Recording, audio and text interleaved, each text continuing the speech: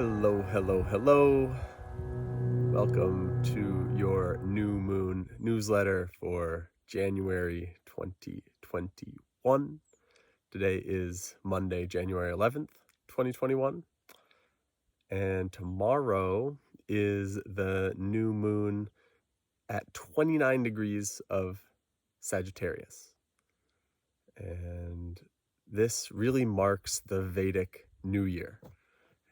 And so it's hard to talk about. So this is the first new moon since the winter solstice, which is one of the classical measurements of what marks the Vedic New Year. And it also happens to be the day before what is known as Makara Sankranti, which Makara is the Sanskrit word for Capricorn, and Sankranti means to move or to shift, to change. And so this is when the sun enters Capricorn, which is, again, one of the markers of like, okay, now it's New Year's. Now the energy has shifted.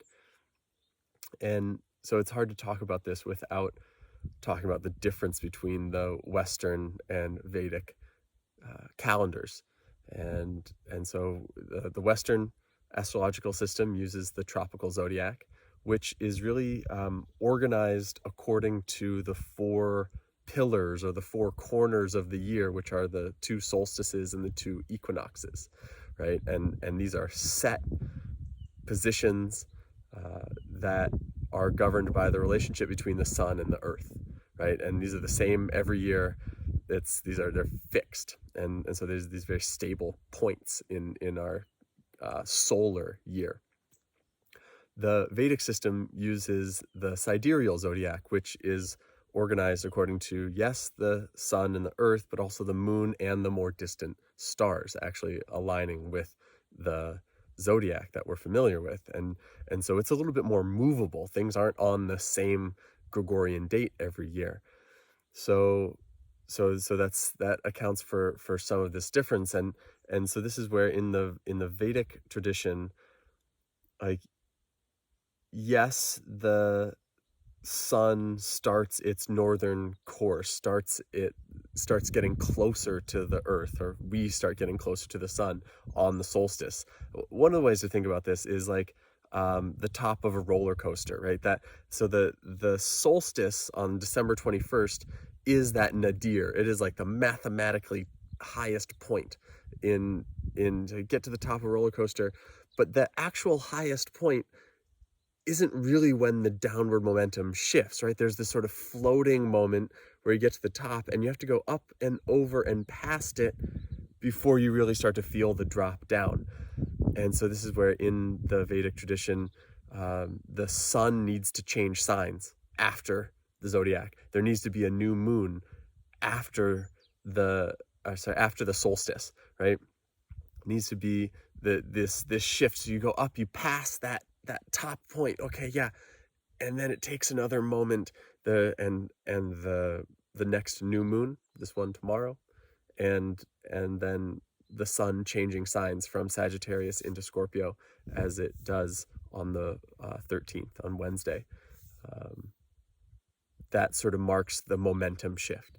And so, would invite the contemplation, like, yes, we celebrated, lots of people celebrated the solstice, especially potent this year with the Great Conjunction. And I know many of us celebrated New Year's Eve, from December 31st to January 1st. There's nothing astrologically significant about that date, but numerologically significant, and it's sort of what we all put attention into gains power, doesn't it? But I wonder, like, thinking about what's been going on in Washington, D.C. and all this sort of chaos, like, that to me feels like a continuation of 2020. And so the energetic New Year hasn't happened yet. It's happening now. And so Makara Sankranti, this new moon tomorrow, and then the sun changing signs Wednesday, this is opportune time to plant some seeds, to initiate new projects, to start a new habit, start a new exercise regimen, start a new diet, commit to practices that you want to see through and complete. And so we'll talk more about that. Let me pull up my notes here. Yeah, great. Okay, so this new moon, let's talk about this. This new moon tomorrow happens in the very last degree of Sagittarius. And it happens in a nakshatra called Uttara Ashada. And Uttara Ashada means the later victory. It's like the later permanent victory. That it has this quality of victory that cannot be taken away. And it links Sagittarius to Capricorn. It's the bridge between these two signs. And Sagittarius is all about our sense of inspiration and higher teachings, and Capricorn's all about practical applications.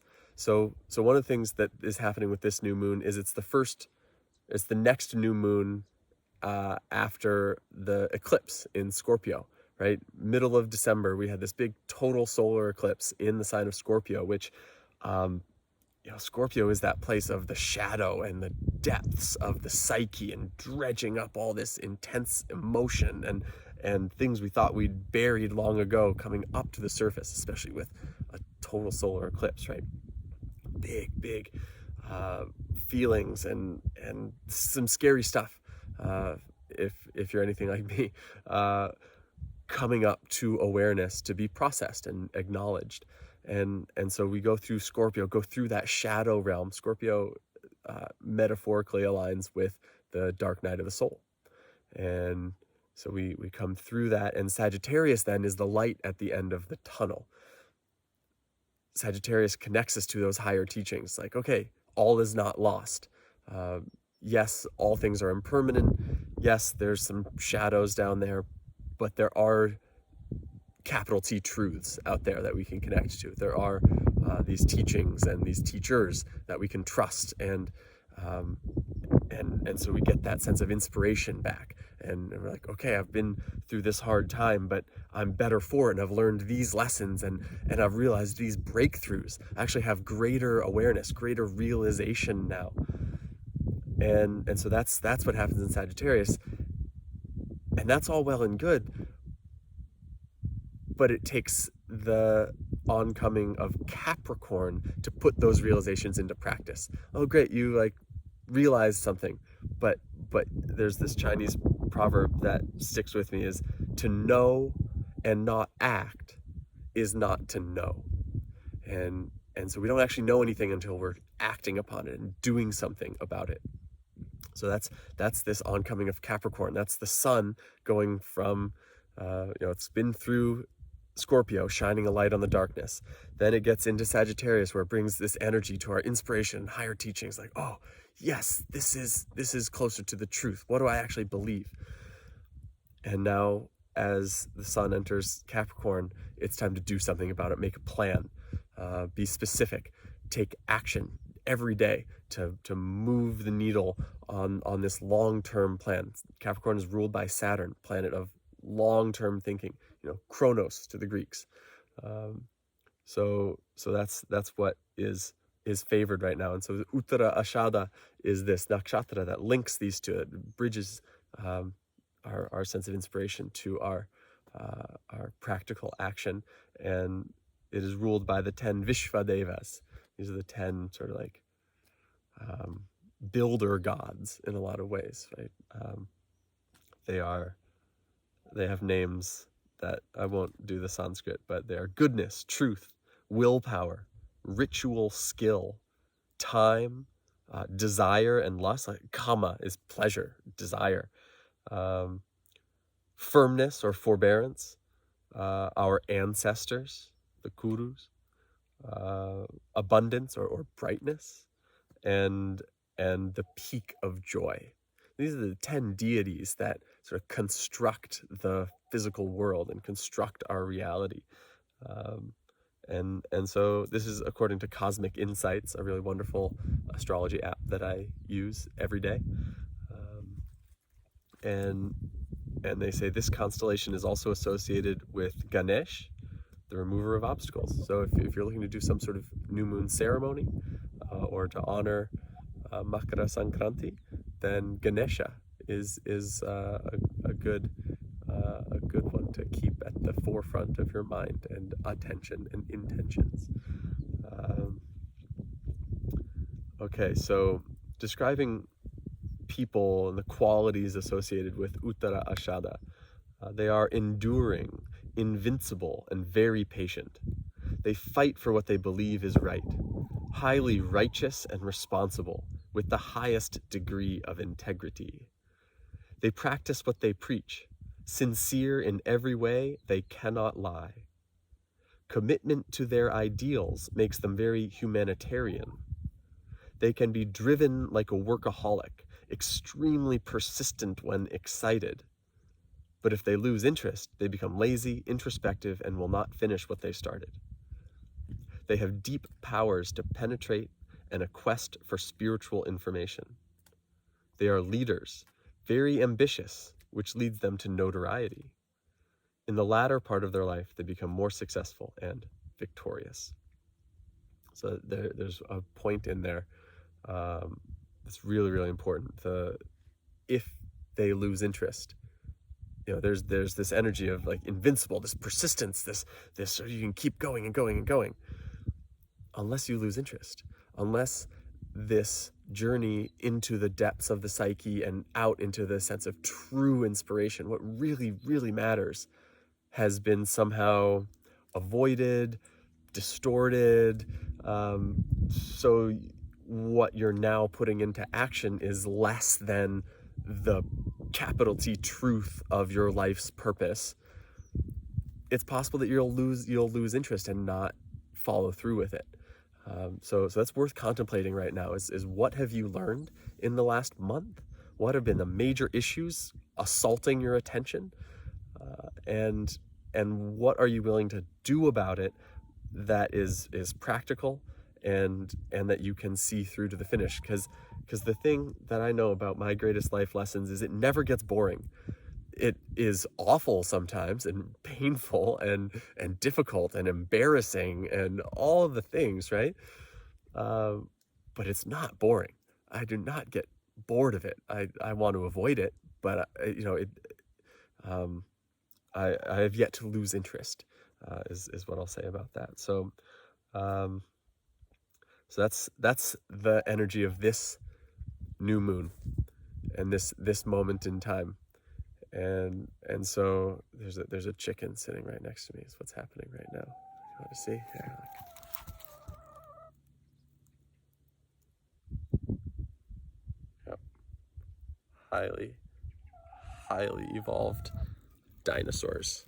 You ever looked at a chicken's feet? They're dinosaurs. Yes. So this new moon, all about that. Great time to be planting seeds. Send an email with a proposal in it, right? If you have a crazy idea, just suggest it. See what comes back. If you've been planning something, implement it.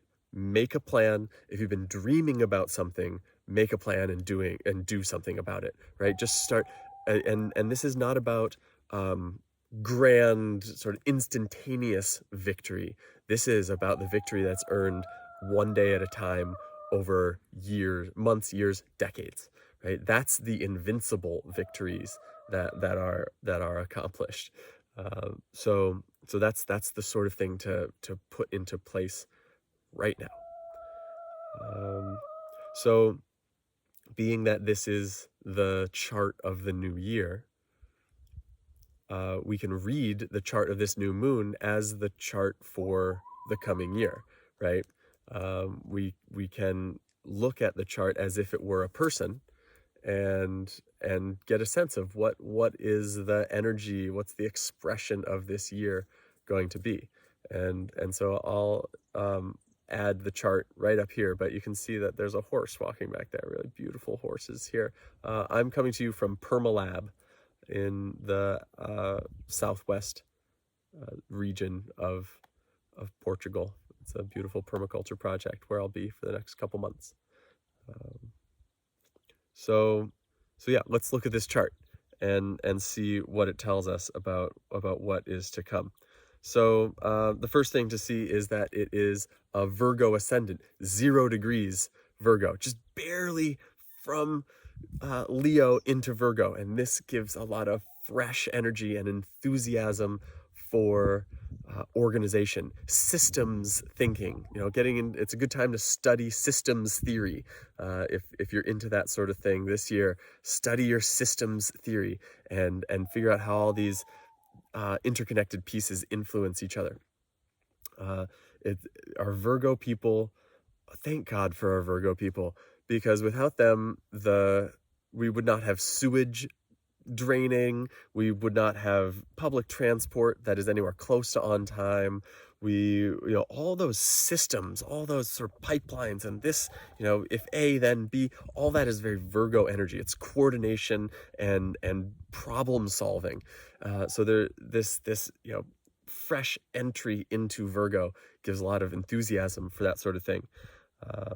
Eagerness to get organized. So Virgo is ruled by Mercury, and in this chart, Mercury is in the 5th house of Capricorn, another earth sign. Virgo is an earth sign, Capricorn's an earth sign.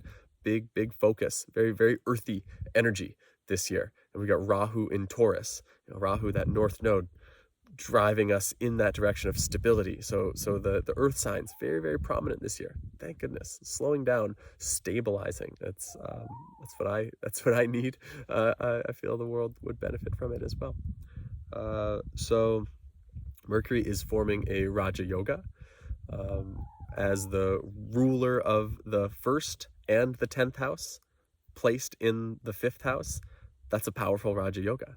And a Raja Yoga gives the requisite energy to create powerful results, right? Like, there's lots of indications in an astrology chart. You can look at all sorts of different combinations and lots of yogas come up, but not everything. Some things that's just little karmas, right? It might show up just as a thought in your head, or a flash in the pan. It happens for 1 second and then it's gone. Raja Yogas indicate this gives results.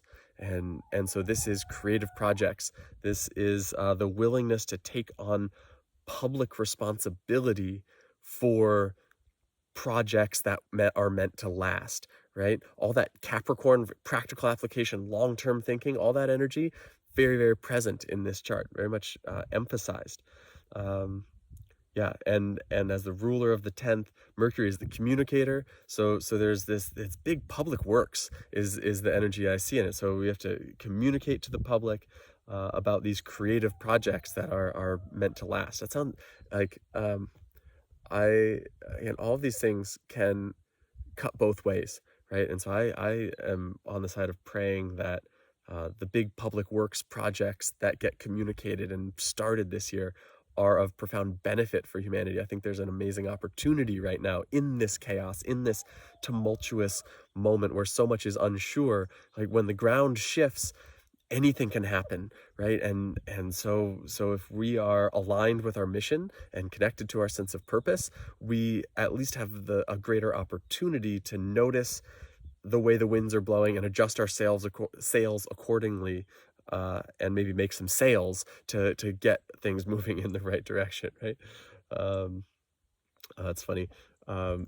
In Iron John, Robert Bly says that what we often call a Freudian slip, right? So I was trying to say sales, adjust our sails, and I said sales, like making sales. And he says what we call Freudian slips are Hermes getting there quicker, right? Hermes is faster than our tongue, and Hermes is Mercury. So here's Mercury working on me here. Okay, so Mercury is the ruling planet. Mercury is joined in Capricorn by Jupiter and Saturn. Now, Jupiter and Saturn coming together on the winter solstice last year was perhaps the most talked about astronomical event in recent memory. More people were looking at the stars than I can ever remember. It's wonderful. They're still quite close together, within 3 or 4 degrees there, but they're in different nakshatras. So Jupiter has moved into Shravana nakshatra. Shravana, that word means to listen, to hear.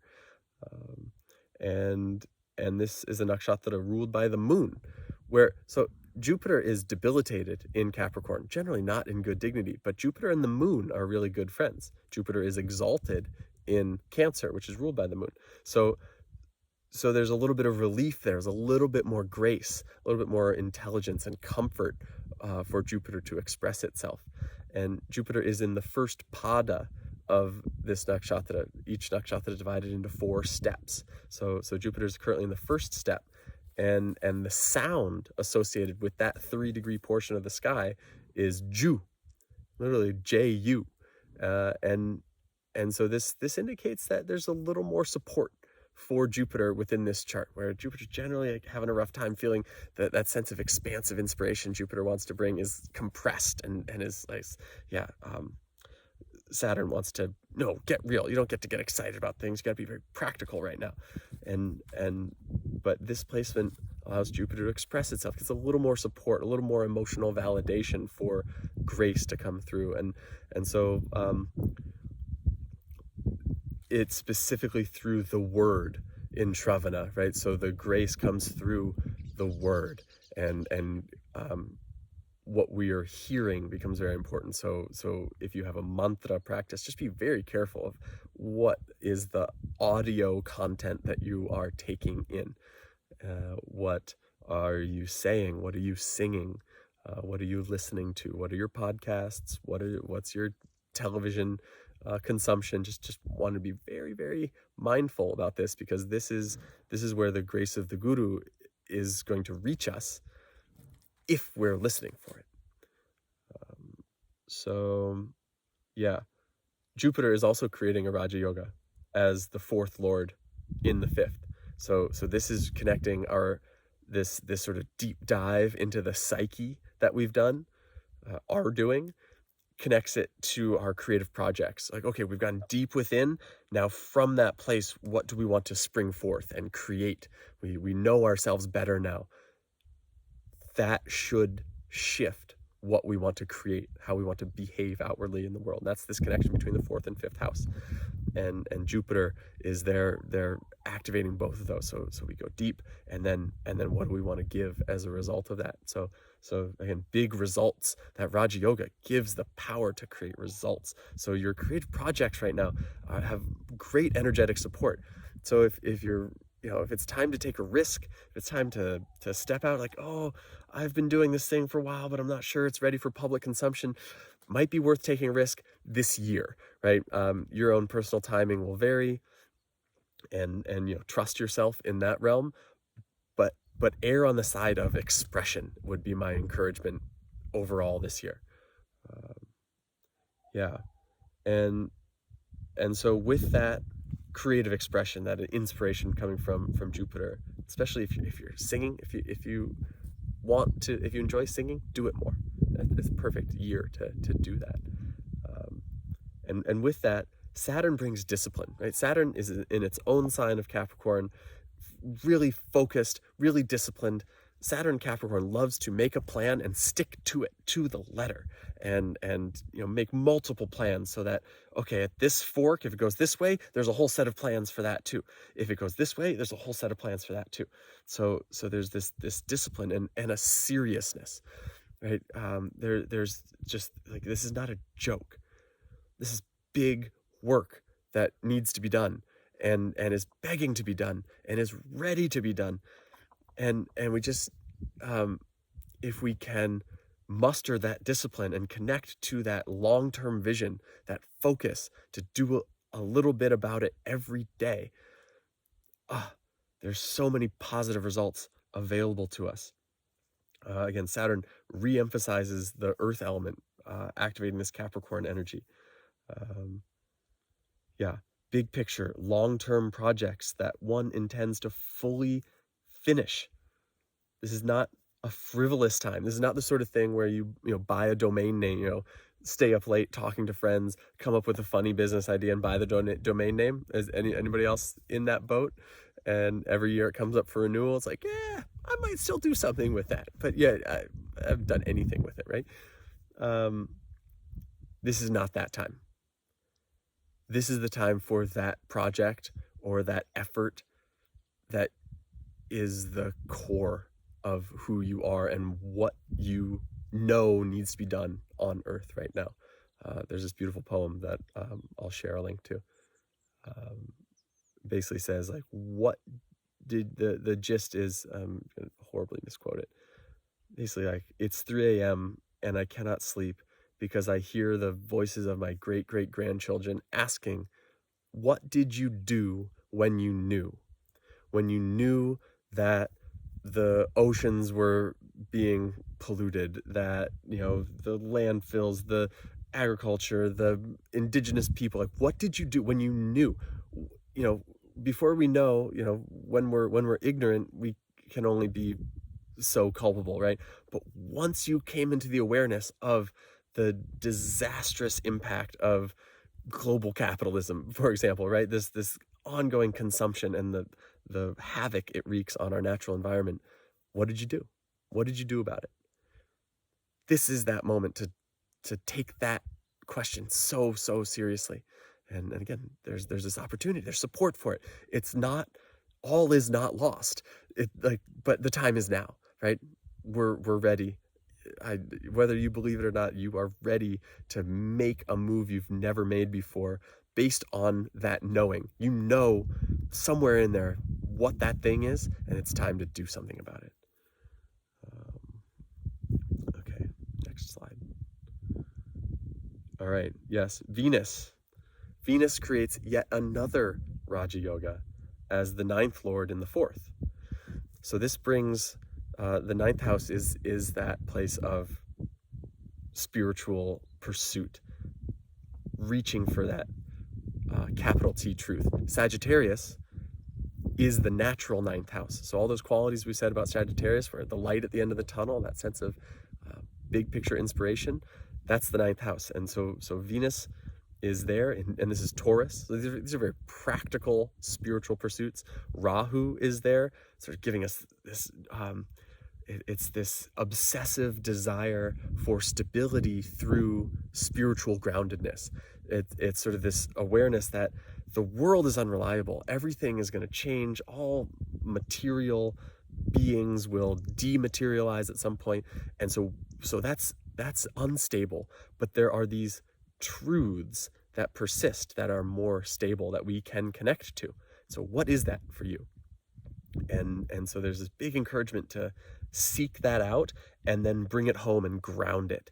And it's like, you know, lightning strikes and it's this big powerful energy, and it gets lost or dissipated throughout space unless you have a lightning rod and a grounding cord, and then you can sort of catch it and pull it down, and it gets it's a safe pathway, and it gets distributed into the earth in a grounded way, and energizes the earth. And one of the functions of lightning in a theoretical way is to keep the bioelectric frequency of the earth in harmony, right? There's the Schumann resonance.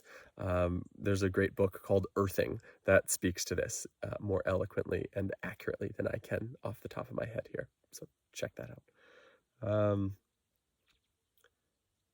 Yeah.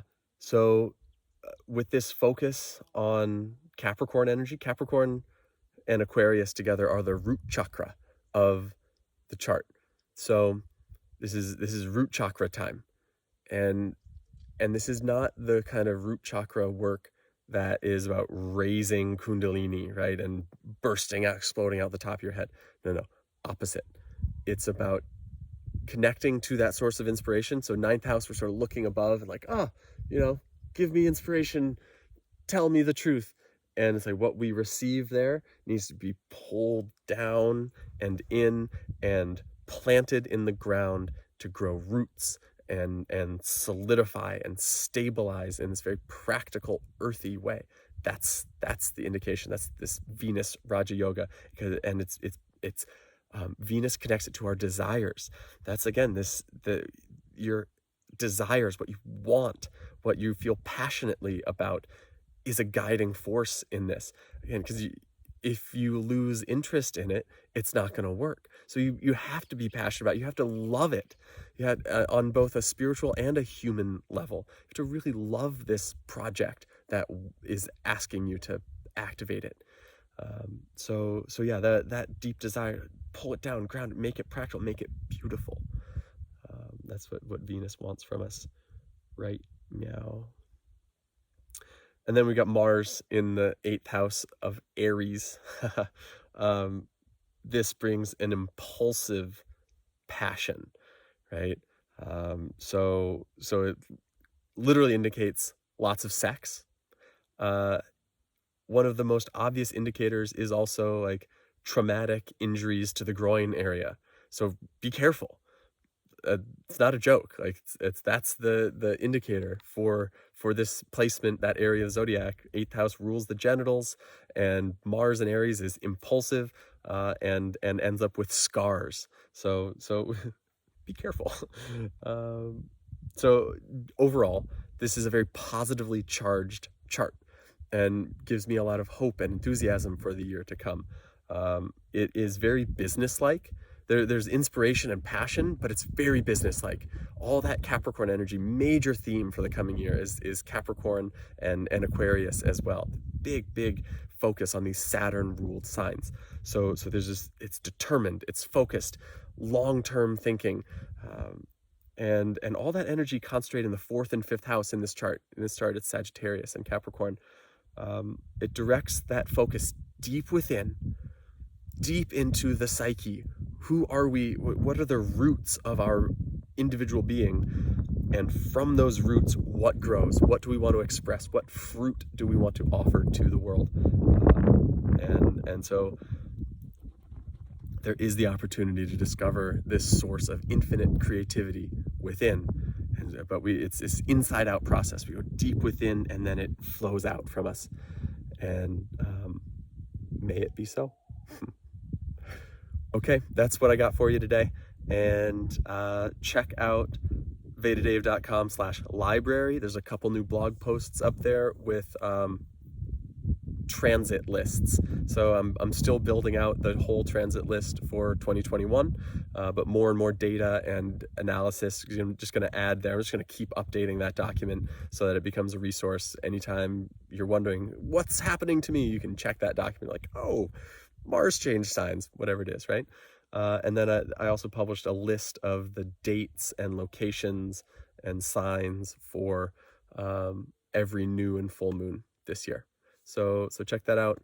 Hope you enjoy the rest of the new year. The new moon newsletter. I hope you're having a wonderful new year so far, and happy Vedic New Year. Many blessings on Makara Sankranti. One suggestion for a ceremony: sunrise on Wednesday morning would be a great time to do a full mala of Gayatri mantras. Check it. Okay.